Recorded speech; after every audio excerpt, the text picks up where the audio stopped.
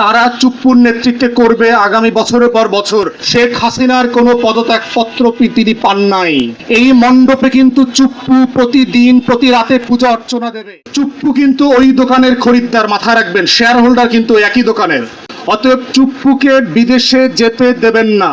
যদি দেন তাহলে আপনার সরকার অন্তর্বর্তীকালীন সরকারকে অবৈধ করা, সারা দুনিয়াতে ডিকনস্টিটিউশনালাইজ করা, সংবিধান বহির্ভূত হিসাবে করবার জন্য দিল্লি ডিসইনফরমেশন এবং মিসইনফরমেশন ক্যাম্পেইন যেটা চলছে, এই পুরো ক্যাম্পেইন তারা চুপ্পুর নেতৃত্বে করবে আগামী বছরের পর বছর।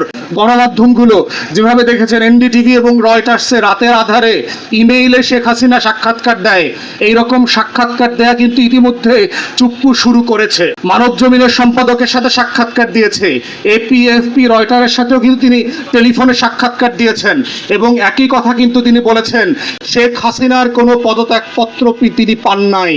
তাহলে আপনারা যে সংবিধান রেখে দিয়েছেন সেই সংবিধান মোতাবেক কিন্তু শেখ হাসিনা এখনো দেশের প্রধানমন্ত্রী, মাথায় রাখিয়েন। কিন্তু আপনারা তো ৭২ সংবিধানের পূজার মণ্ডপ তৈরি করেছেন। এই মণ্ডপে কিন্তু চুপ্পু প্রতিদিন প্রতি রাতে পূজা অর্চনা দেবে শেখ হাসিনাকে প্রধানমন্ত্রী আকারে। অতএব চুপ্পুকে আমরা দাবি করছি ইমপিচমেন্ট করবার জন্য। সংসদে কনস্টিটিউশনালি তাকে ইমপিচ করেন, তার বিরুদ্ধে দুদকের তদন্ত করে এবং ফরেন রেসিডেন্সি তার আছে কিনা, মিথ্যা শপথ নিয়েছিল কিনা, সংবিধান ভঙ্গ করেছে কিনা, প্রত্যেকটা বিষয় তদন্ত সাপেক্ষে তাকে বিচারের মুখোমুখি করা দরকার। তা না হলে যদি চুপ্পুকে আপনারা বিনা বিচারে বাংলাদেশ ছেড়ে চলে যেতে দেন, এর আখেরে গোছানো কিন্তু আপনাদের জন্য ভালো হবে না। আপনারা 1 থেকে 6-এর কথা মনে রাখেন, 111-এর কথা মনে রাখেন।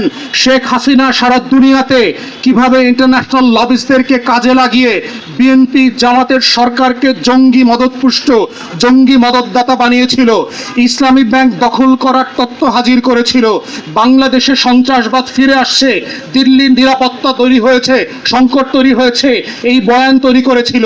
এই বয়ান আবার বাংলাদেশে চুপ্পুর ঘাড়ে করে সারা দুনিয়ার মিডিয়াতে ফিরে আসবে। অতএব সেইটা যদি ঝুঁকি নিতে না চান, এই ধরনের বোকামির পথে হাঁটবেন না বলে আমরা আশা করছি এবং আহ্বান করছি আপনাদের কাছে।